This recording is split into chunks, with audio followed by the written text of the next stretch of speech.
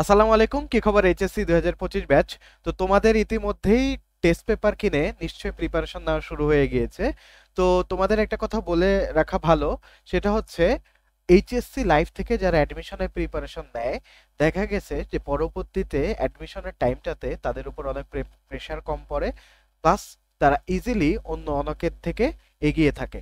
তাই HSC life থেকেই, মানে এই যে 3টা মাস তোমার বাকি আছে, এই সময়টা থেকেই, অর্থাৎ এখন এপ্রিল মে জুন, জুনে তো পরীক্ষা, লাস্ট যে 2 মাস, এই 2 মাসে তুমি কিভাবে তোমার একাডেমিক সিলেবাস কমপ্লিটে রেখে, অর্থাৎ একাডেমিক তোমাদের যেই সিলেবাস আছে, একাডেমিক পড়াশোনার পাশাপাশি কিভাবে তুমি কয় ঘন্টা করে তুমি যদি অ্যাডমিশনের জন্য প্রস্তুতি নাও, তাহলে তুমি কিন্তু অনেকের থেকে এগিয়ে থাকবে। তো প্রথমে তোমাদেরকে বলে নেই, আগে হচ্ছে তোমার এইচএসসির জন্য পড়াশোনা। এইচএসসির জন্য পড়াশোনা করে যদি তোমার সময় বাকি থাকে, অর্থাৎ 1 ঘন্টা বা 2 ঘন্টা যদি তুমি অ্যাডমিশনের প্রিপারেশনের জন্য রাখো, তাহলে কিন্তু তুমি অনেকের থেকে এগিয়ে থাকবে। হ্যাঁ, তো অ্যাডমিশনের জন্য তোমার কয়েকটা জিনিস মাথায় রাখা জরুরি। প্রথমত, অ্যাডমিশনে কিন্তু মুখস্থ অংশ, অর্থাৎ ভোকাবুলারি, প্রিপজিশন, স্পেলিং থেকে প্রতি বছরই তোমার 3টা থেকে 4টা কোশ্চেন আসে। 3টা থেকে 4টা কোশ্চেন মাস্ট এই ভোকাবুলারি, প্রিপজিশন এবং স্পেলিং মিস্টেক থেকে থাকে। হ্যাঁ, তো তুমি একটা কাজ করতে পারো, এখনই তুমি একটু বই কালেক্ট করে নাও, তোমার বড় ভাইয়ের থেকে যে কোনো বই কালেক্ট করে নিতে পারো।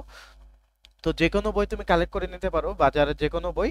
তো আমি মূলত তোমার সাজেস্ট করব, তোমার অ্যাড্রয়েড নামক একটা বই আছে প্যারাগনের। অ্যাড্রয়েড বইটা ভালো। আমি নিজেও প্যারাগনে কোচিং করে নিই, আমি প্রচারণা চালাচ্ছি না, আমি অন্য একটা কোচিং করেছিলাম।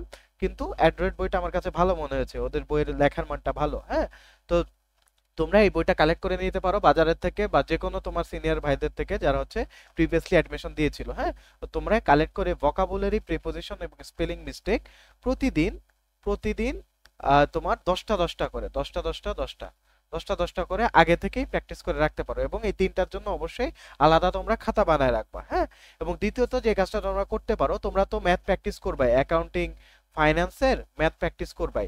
তো ম্যাথ প্র্যাকটিস যখন করবা, তখন ম্যাথ প্র্যাকটিস করার সময় তোমার শতকরা, সকল ধরনের শতকরা, তারপরে হচ্ছে যোগ বিয়োগ, এগুলা তোমরা ক্যালকুলেটর ছাড়া মুখে মুখে করার ট্রাই করো। এই অভ্যাসটা তোমার অ্যাডমিশন লাইফে যে কাজে দিবে।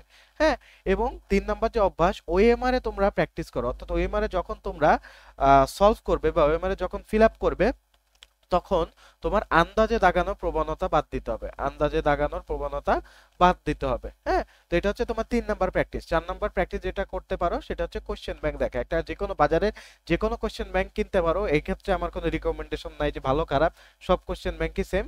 তো যে কোনো একটা কোশ্চেন ব্যাংক নিজের কালেকশনে রাখো, কালেকশনে রেখে হালকা পাতলা রিভাইজ দেওয়া শুরু করো। মানে প্রতিদিন কোশ্চেন ব্যাংক থেকে 5টা করে তুমি সলভ করতে পারো কোশ্চেন, জাস্ট দেখতে পারো যে কিরকম টাইপের কোশ্চেন আসে। কোশ্চেন ব্যাংক থেকে তুমি একটা কাজ করতে পারো, তোমার যে থিওরি রিলেটেড সাবজেক্ট আছে, যেমন বাংলা, বাংলা ম্যানেজমেন্ট, তারপরে হচ্ছে মার্কেটিং, বাংলা ম্যানেজমেন্ট মার্কেটিং, এই থিওরি রিলেটেড সাবজেক্টগুলা 5টা 5টা করে কোশ্চেন প্রতিদিন দেখতে পারো। তো তুমি যদি 2 ঘন্টা প্রতিদিন রিজার্ভে রাখো অ্যাডমিশনের জন্য, এবং এই কয়েকটা কাজ কন্টিনিউয়াসলি করো, তাহলে অ্যাডমিশনে তুমি অনেকের থেকে বেশি এগিয়ে থাকবে। এবং অ্যাট লাস্ট, বাংলা দ্বিতীয় পত্রের একটা পুরানো বই আছে, এসএসসির একটা পুরানো বই আছে। তো নর্মালি অনেকে তোমাকে হচ্ছে অভিযাত্রী সাজেস্ট করবে, কিন্তু অভিযাত্রী বইটা অনেক মোটা, ইনফরমেশনে ভরপুর। কিন্তু এসএসসির যে বাংলা গ্রামার বইটা আছে, অর্থাৎ বোর্ডের বই, বাংলা যে বোর্ডের গ্রামার বইটা আছে, সেটা কিন্তু রিসেন্টলি অনেক চিকন করে ফেলছে, রিসেন্টলি এত আর মানসম্মত নাই। হ্যাঁ, গ্রামারের অনেক কিছু কাটছাট করে ফেলছে। তো তোমরা কাজ একটা চেষ্টা করবা, বা পুরাতন বাজারের বই থেকে তোমার 2000, আচ্ছা আমি এটা একটু মুছে নিই। তোমরা চেষ্টা করবা যে পুরাতন বাজারের বই থেকে তোমার 2018 সালের যে সংস্করণটা ছিল, 2018 সালের যে সংস্করণটা ছিল, ওই বইটা কালেক্ট করে রাখা। ওই বইটা অনেক বেশি কাজে দিবে, তোমাকে বিসিএস পর্যন্ত কাজে দিবে। ঠিক আছে, তো এই কয়েকটা কাজ যদি তুমি তোমার টেস্ট পেপার সলভের পাশাপাশি, এখন তো তোমাদের টেস্ট পেপার সলভ আর হচ্ছে মেইনলি তোমার মডেল টেস্ট দাও, এই কয়েকটা কাজ যদি টেস্ট পেপার সলভের পাশাপাশি, তোমার একাডেমিক প্রিপারেশনের পাশাপাশি এই কয়েকটা কাজ যদি কন্টিনিউয়াসলি করো, তাহলে দেখবা ভর্তি পরীক্ষার যে 3টা মাস, ওই 3টা মাস তুমি অনেক বেশি নির্ভর থাকতে পারবা এবং অনেকের থেকে এগিয়ে থাকবা। তো আজকের ভিডিও এই পর্যন্তই।